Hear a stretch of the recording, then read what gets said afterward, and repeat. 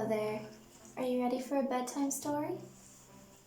Tonight we have Grimm's fairy tale, The Frog Prince.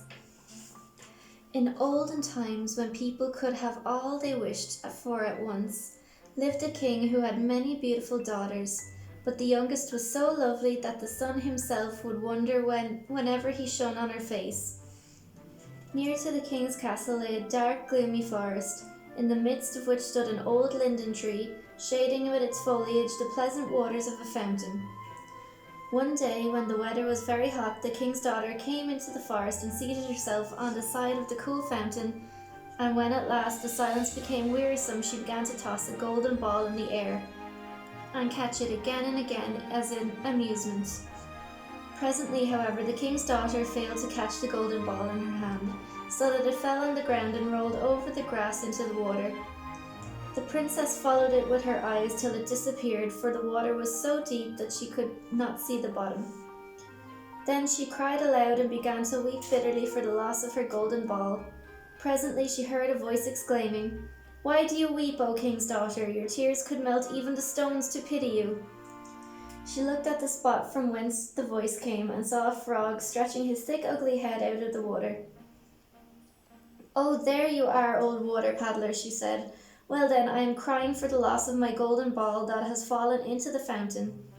"Then weep no more," answered the frog. "I can get it for you, but what will you give me if I fetch your plaything?" "Oh, anything you like, dear frog," she replied. "What will you have, my dresses, my pearls and jewels, or the golden crown I wear sometimes?" "Neither," answered the frog. "Your clothes, your pearls and your jewels, or even your golden crown are nothing to me. I want you to love me and let me be your companion and playfellow. I should like to sit at your table, eat from your golden plate and drink out of your cup, and sleep in your nice little bed. If you will promise me all this, then I will dive down into the water and bring up your pretty golden ball."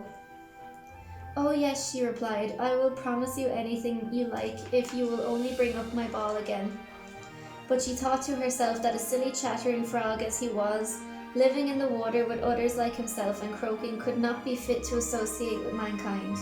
The frog, who believed in the promise of the king's daughter, dipped his head under the water and sank down to the bottom, where he quickly found the ball, and seizing it with his mouth, carried it to the surface and threw it on the grass. When the king's daughter saw the beautiful plaything, she was full of joy, and catching it up, ran away as fast as she could run. "Wait, wait," cried the frog, "take me with you. I cannot run so fast as you can." But the young princess would not listen to the frog's croaking. She got to the house as fast as she could, and soon forgot the poor frog, who was obliged to return to the fountain and remain there. The next day, however, while the princess was sitting with the king and his courtiers and eating out of her own little golden plate, she heard a strange noise on the marble steps outside, splish, splash, splish, splash, and presently came a knock at the door, and a voice cried, "Lovely princess, open the door for me."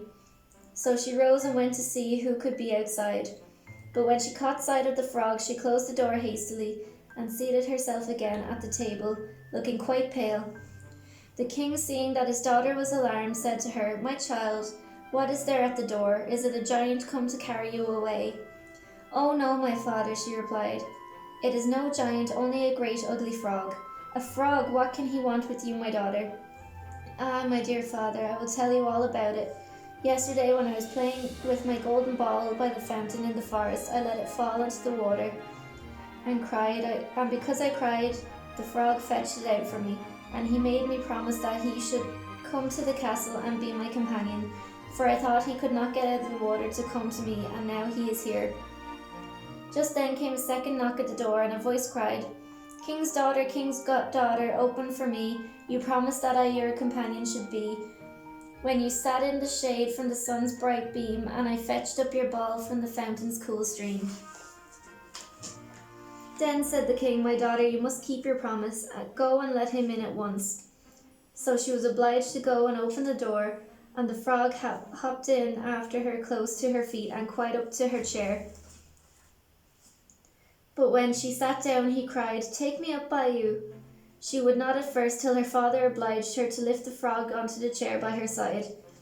He was no sooner there than he jumped upon the table and said, Now then, push your little golden plate nearer and we will eat together." The princess did as she was told, but everyone could see how much she disliked it. The frog seemed to relish his dinner very much, but he would give the princess half of all he took.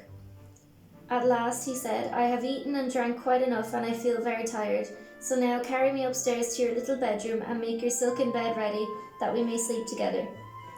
When the princess heard this, she began to weep, for she was really afraid of the cold frog.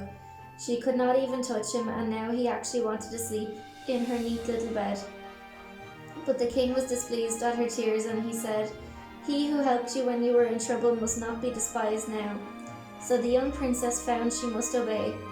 Then she took up the frog, and with 2 fingers, and holding him as far from her as possible, she carried him upstairs and placed him in a corner of her room. In the evening, however, as soon as the princess was in bed, the frog crept up out of his corner and said to her, "I am so tired, lift me up and let me sleep in your bed, or I will tell your father."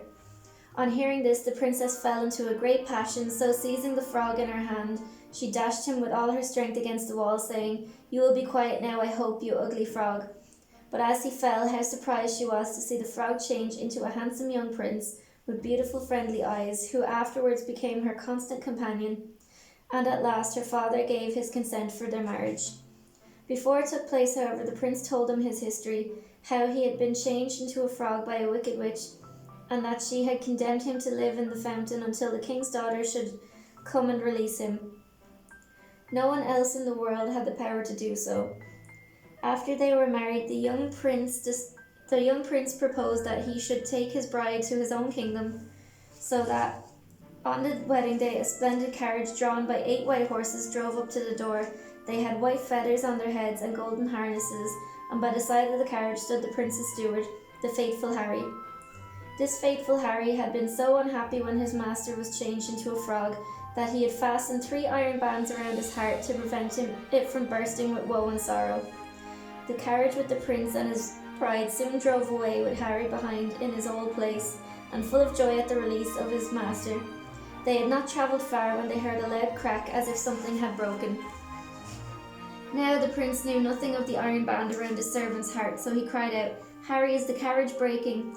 "No, sire," he replied, "only the iron bands which I bound round my heart for fear it should burst with sorrow while you were a frog, confined to the fountain. They are breaking now because I am so happy to see my master restored to his own shape and travelling to his kingdom with a beautiful bride." The prince and princess never forgot faithful Harry, who had loved his master so well while he was in trouble. The end.